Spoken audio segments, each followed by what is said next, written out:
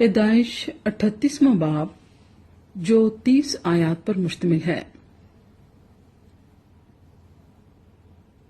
انہی دنوں میں ایسا ہوا کہ یہودا اپنے بھائیوں سے جدا ہو کر ایک ادلامی آدمی کے پاس جس کا نام ہیرا تھا گیا، اور یہودا نے وہاں سو نام کسی کنانی کی بیٹی کو دیکھا اور اس سے بیاہ کر کے اس کے پاس گیا۔ وہ حاملہ ہوئی اور اس کے ایک بیٹا ہوا جس کا نام اس نے ایر رکھا، اور وہ پھر حاملہ ہوئی اور ایک بیٹا ہوا اور اس کا نام اونان رکھا۔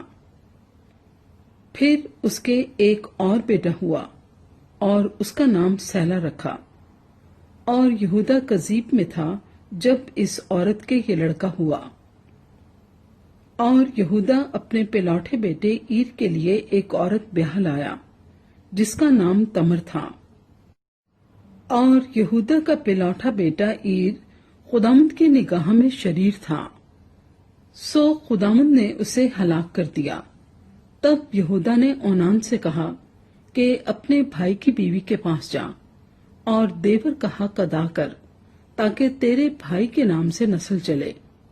اور اونان جانتا تھا کہ یہ نسل میری نہ کہلائے گی، سو یوں ہوا کہ جب وہ اپنے بھائی کی بیوی کے پاس جاتا تو نطفے کو زمین پر گرا دیتا تھا کہ مبادا اس کے بھائی کے نام سے نسل چلے۔ اور اس کا یہ کام خداوند کی نظر میں بہت برا تھا، اس لیے اس نے اسے بھی ہلاک کیا۔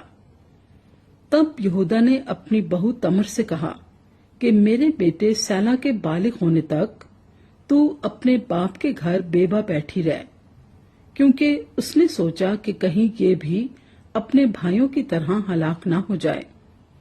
سو تمر اپنے باپ کے گھر میں جا کر رہنے لگی۔ اور ایک عرصے کے بعد ایسا ہوا کہ سو کی بیٹی جو یہودا کی بیوی تھی مر گئی۔ اور جب یہودا کو اس کا غم بھولا تو وہ اپنے ادلامی دوست ہیرا کے ساتھ اپنی بھیڑ بکریوں کے پشم کترنے والوں کے پاس تمنت کو گیا۔ اور تمر کو یہ خبر ملی کہ تیرا خسر اپنی بھیڑوں کی پشم کترنے کے لیے تمنت کو جا رہا ہے۔ تب اس نے اپنے رنڈاپے کے کپڑوں کو اتار پھینکا اور برقع اوڑھا اور اپنے کو ڈھانکا، اور انیم کے پھاٹک کے برابر جو تمنت کی راہ پر ہے جا بیٹھی، کیونکہ اس نے دیکھا کہ سیلا بالغ ہو گیا، مگر یہ اس سے بیاہی نہیں گئی۔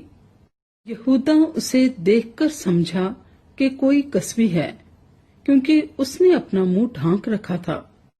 سو وہ راستے سے اس کی طرف کو پھرا اور اس سے کہنے لگا کہ ذرا مجھے اپنے ساتھ مباشرت کر لینے دے، کیونکہ اسے بالکل نہیں معلوم تھا کہ وہ اس کی بہو ہے۔ اس نے کہا تو مجھے کیا دے گا تاکہ میرے ساتھ مباشرت کرے؟ اس نے کہا میں ریوڑ میں سے بکری کا ایک بچہ تجھے بھیج دوں گا۔ اس نے کہا کہ اس کے بھیجنے تک تو میرے پاس کچھ رہن کر دے گا؟ اس نے کہا تجھے رہن کیا دوں؟ اس نے کہا اپنی مہر اور اپنا بازو بند اور اپنی لاٹھی جو تیرے ہاتھ میں ہے۔ اس نے یہ چیزیں اسے دیں اور اس کے ساتھ مباشرت کی، اور وہ اس سے حاملہ ہو گئی۔ پھر وہ اٹھ کر چلی گئی اور برقع اتار کر رنڈاپے کا جوڑا پہن لیا۔ اور یہودا نے اپنے ادلامی دوست کے ہاتھ بکری کا بچہ بھیجا تاکہ اس عورت کے پاس سے اپنا رہن واپس منگائے، پر وہ عورت اسے نہ ملی۔ تب اس نے اس جگہ کے لوگوں سے پوچھا کہ وہ کسبی جو انیم میں راستے کے برابر بیٹھی تھی کہاں گئی؟ انہوں نے کہا یہاں کوئی کسبی نہ تھی۔ تب اس نے یہودا کے پاس لوٹ کر اسے بتایا کہ وہ مجھے نہیں ملی، اور وہاں کے لوگ بھی کہتے تھے کہ وہاں کوئی کسبی نہیں تھی۔ یہودا نے کہا خیر، اس رہن کو وہی رکھے، ہم تو بدنام نہ ہوں۔ میں نے تو بکری کا بچہ بھیجا پر وہ تجھے نہیں ملی۔ اور قریباً 3 مہینے بعد یہودا کو یہ خبر ملی کہ تیری بہو تمر نے زنا کیا، और उसे छिनाले का हमल भी है। यहूदा ने कहा, उसे बाहर निकाल लाओ कि वो जलाई जाए।